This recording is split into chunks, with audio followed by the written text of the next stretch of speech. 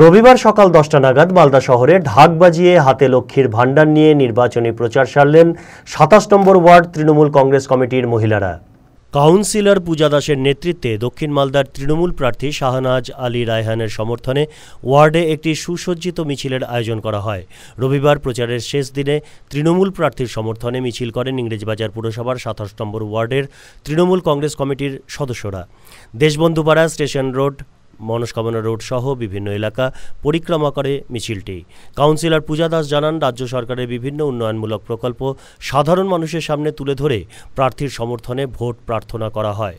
দক্ষিণ মালদার প্রার্থী শাহনাজ আলী রায়হানের সমর্থনে আজকে আমাদের এই মিছিল এবং পথসভা, আর জেতার ব্যাপারে আমরা প্রত্যেকে আশাবাদী, কারণ আমরাও জিতেই গেছি, শুধুমাত্র সময়ের অপেক্ষা। কি বলে ভোট চাইছেন? কিছু বলার নেই, কারণ মানুষ দিদির উন্নয়ন দেখছে, দিদির উন্নয়নের সাক্ষী সমগ্র পশ্চিমবঙ্গের মানুষ। দিদি কীভাবে মানুষের পাশে প্রতিটা মুহূর্তে আছে, প্রতিটা মানুষ দেখছে এবং প্রতিটা মানুষের দোরগোড়ায় কীভাবে দিদির পরিষেবা পৌঁছে যাচ্ছে মানুষ দেখতে পাচ্ছে।